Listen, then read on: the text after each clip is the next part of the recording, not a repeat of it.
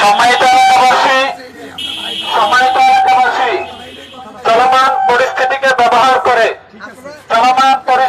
ব্যবহার করে কোন দুষ্কৃতকারী সুযোগ সন্ধানী যেন আমাদের হিন্দু ভাইদের মন্দির বাসাবাড়ি হিন্দু ভাইদের উপর আক্রমণ করতে না পারে, এই জন্য সবাই সজাগ দৃষ্টি রাখবেন।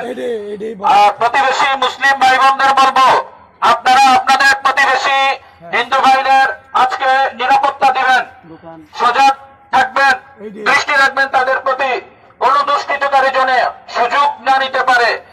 হিন্দুরা আমাদের